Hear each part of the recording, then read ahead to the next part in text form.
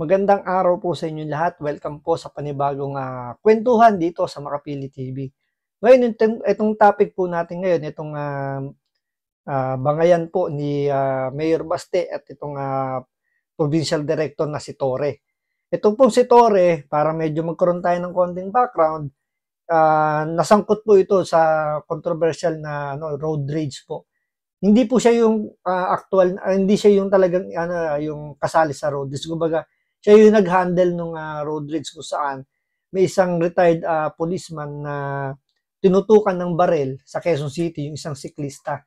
So, after na sumuko yung retired police na nanutok, nagpa-press con kasama siya. So, lumabas na parang mas kinampihan pa itong ex-policeman kaysa dun sa tinutukan ng barel. So, parang nagkaroon tayo ng konting background. Ngayon, laging binabanatan to ni Mayor Baste. Nasabi pa nga ni Mayor Baste, sasampalin nga niya daw to pag nagkaharap sila. Dahil nga pangarap niya makasampal ng general. So, dahil doon, medyo napikon na tong si Police Director General Torre, nag-iisip na magsampa daw ng kaso dito kay Mayor Baste. So, bago natin simulan yung kwentuhan ito, kung hindi ka pa nakasubscribe sa Makapili TV, baka pwede naman pindutin mo muna yung subscribe button at the same time, palike na rin po ng video, wala namang pong bayad dyan. Kaya, pindot na. So, ito, panoorin po natin tong balitang to. Planong ireklamo ng hepe ng Police Regional Office 11 si Davao City Mayor Baste Duterte dahil yan sa patuloy na patutsada nito sa kanya nag-ugat sa Rigodon sa Davao City Police. Nasa frontline ng balitang yan si Gary De Leon.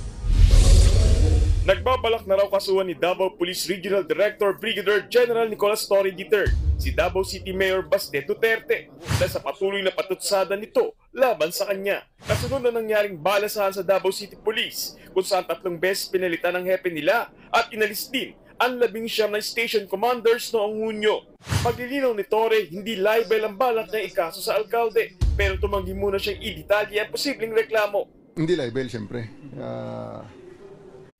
Buti alam niya na hindi tatalab yung libel. Una-una, government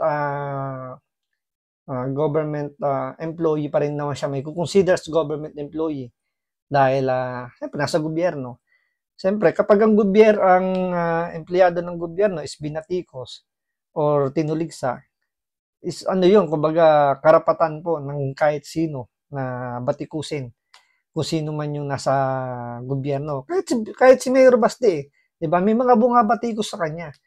Pero hindi niya sinasabing magsasampa siya ng kaso.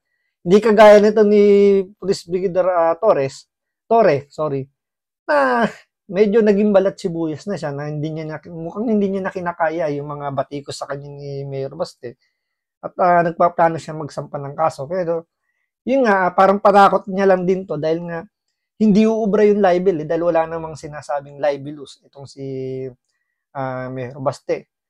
Kasi nga, hindi mo rin naman may alis kay Mayor Baste mag-isip ng hindi maganda. Dahil gawa nga na sa kanya dumadaan yung utos. Unang-una, pinalitan yung 19 na station commander niya. So, tinanggal yon, pinalitan ng bago ng pag-upo nito ni Torre. At the same time, 3 beses nagpalit sa loob ng isang araw yung paglalagay ng regional director yata yun or basta yung kay Marantan na hindi siya kasama sa sa shortlist na dapat pagpipilian ni Mayor Baste. Kasi ang protocol dapat diyan, magbibigay yung PNP ng 5 pangalan na pwedeng pagpilian ni Mayor Baste para iupong parang regional director yata yung kung anong position, hindi ko matandaan Basta yun, na mamumuno. Wala doon yung pangalan ni Marantan. At the same time, inappoint nila si Marantan doon. So, wala nang nagawa si Mayor Baste na palitan kasi yun yung nilagay 3 beses nagpalit, so pangatlo si Marantan. So, hindi mo maiaalis kay Mayor Baste mag-isip ng hindi maganda. Kahit ngayong ibang ordinaryong Pilipino na mag-iisip ka ng nahaluan ng politika. Kasi nga, bilhin mo, 19 na police station commander pinalitan. Tapos 3 beses nagpalit sa loob ng isang araw para sa isang sa ganung posisyon. Tapos yung ibinigay hindi pa hindi pa yung kasama sa shortlist na dapat pagpilian. So, tinanggalan ng karapatan si Mayor Baste na mamili. So, inappoint na lang basta-basta yung si Marantan. So, siyempre, hindi mo naman may aalis kay Mayor Baste na magalit, mainis, na mag-isip ng hindi maganda. So, tama lang naman yung ginagawa niyang batikusin itong si Torre dahil nga sa palagay niya, mali yung kanyang pinaggagawa. So, very normal. So, same thing, pwede rin naman niyang batikusin si Mayor Baste kung sa tingin niya na medyo sumusobra na yung pagbatikos ni Mayor Baste, pwede siya magsampa ng kaso. Yung nga lang, depende kung tatanggapin kasi nga, si Mayor Baste matalino rin, alam niya kung libelous or hindi yung mga binibitawan niya sa ita. Medyo offensive lang yung dating kasi nga sasampalin, mga ganyan.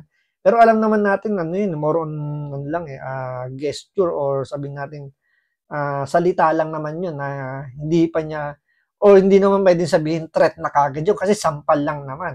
Buti sana kung sinabing itataob kita, baka pwede pa. Kasi may isa akong kilalang abogado nung sinabihang baka tumaob na lang, umiyak. At ang sinisigaw, dinetret daw siya. So, doon pa lang medyo makikita niyo ni pagkakaiba ni Mayor Baste. So, si Mayor Baste, sinabi niya lang sasampalin. So, hindi siya pwedeng makasuhan ng death threat or grave threat. Kasi nga sasampalin, hindi naman niya sinabing itataob. So, ang nangyayari lang dito, napipikon na tong si Torres sa mga batikos ni Mayor Baste. Kaya nagpaplano siyang magsampa ng kaso. Yeah, muna ako, I'm not really inclined to file libel cases against people. No, di ba? This is the beauty of democracy and sa itim kong to, sa kapal ng balat ko, hindi na ako tinatablan yan. Let's cross the bridge when it's... Oh, hindi ko na pala tinatablan. Bakit nagpaplano ka magsampa ng kaso kay Mayor Baste? Di ba? Hindi naman pala anong iniiyak-iyak mo kung binabatikos ka? Ang punto lang naman dyan ni Mayor Baste, ayusin mo yung trabaho mo. Sumunod ka sa protocol kung ano yung dapat. Hindi yung pala desisyon ka na bigla mo lang papalitan yung 19 na station commander, tapos mag-appoint ka ng tao na hindi naman kasama doon sa mga pagpipilian dapat daw ni Mayor Baste. So, normal lang naman yung reaksyon ni Mayor Baste and normal lang din naman yung nararamdaman mo na feeling mo sumusobra na si Mayor Baste. Pero ang punto pa rin dyan, kung tatanggapin ng korte yung sinasabi mong magpapail ka ng kaso, pero parang dito binaligtad mo na sinasabi mo nasa kapal ng balat mo, ba't ka pa magpapail? Parang dapat yan, kumbaga parang manhid ka na sa ganyan, sa tagal-tagal mo na sa serbisyo. Matatandang mas lumala ang away ng dalawa ng pagmumarahin ni Mayor Baste si Torre. Nagbanta pa ang alkalde na gusto raw niyang sampalin ng regional director ng Davao. Pinagkibit-balikat lang ito lahat ni Torre noong una, pero pumalag na siya ng tawaging professional na sinungaling ni Mayor Baste. Matapos niyang ibunyag ang umanay irregularidad sa Davao City Police, gaya ng pangmamanipula umano sa mga blotter para pagmukaing umanong mababa ang mga krimen sa lungsod. On the criminal books naman, criminal law books naman, it can be a basis for perjury. Kaya nga, if you call me a liar and you have the basis for it, sabi ko abogado tatay niya tanong niya, pailan niya ako ng kaso. Kaninang hapon naman, Tinan mo, ikaw yung may planong magsampa ng kaso, tapos ibabalik mo kay Mayor Baste na magsampa ng kaso dahil tinawag kanyang sinungaling. Siyempre, yung ikaw yung nag-akusa na minamanipula yung police blotter. So dapat wag kang umiyak pag tinawag sinungaling. Siyempre, may basihan din si Mayor Baste doon sa mga police blotter na yon. Kasi sinabi mo na minamanipula. So parang sinasabi mo yung pagkakalagay ng Davao ng safety city sa Asia kumbaga kasinungalingan lang din. Kasi nga, sinasabi mo, hindi totoo yung police blotter na mababa yung crime rate ng Davao. So, may karapatan na magsalita yung ama o yung pinaka-leader ng Davao sa sinasabi mo. Kasi, pwede mo naman sabihin mo ng in private kay Mayor Baste yung nalaman mo. Hindi yung ipipress con mo kagad. Kasi pag sinabi mo kagad, ipipress con mo kagad yan, ibang usapan yun na talagang sinasabi mo na either si Mayor Baste yung nagsisinungaling o yung mga pulis niya sa Davao yung nagsisinungaling. So, pero ang labas pa rin nun, parang ganun pa rin yung magiging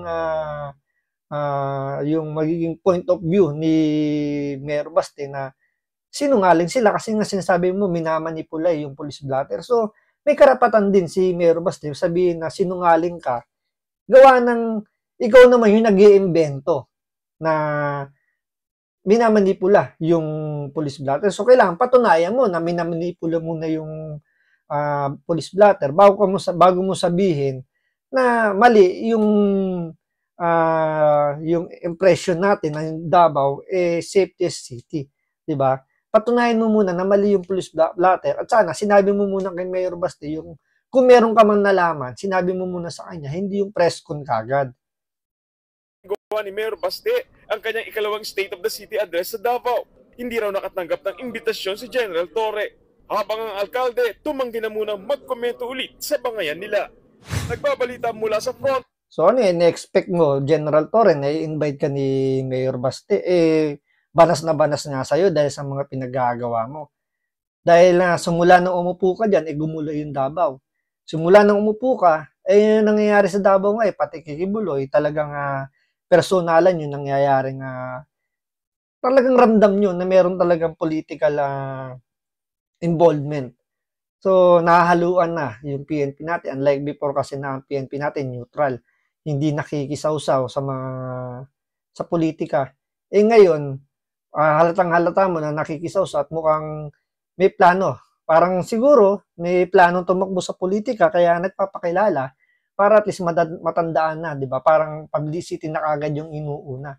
So, tingnan natin kung talagang sino yung unang magsasampa ng kaso, sino yung magiging lalabas na unang balat sibuyas sa mga paratang ng patot sa daan itong dalawang to. So, yan po yung aabangan natin. So, maraming salamat sa panonood.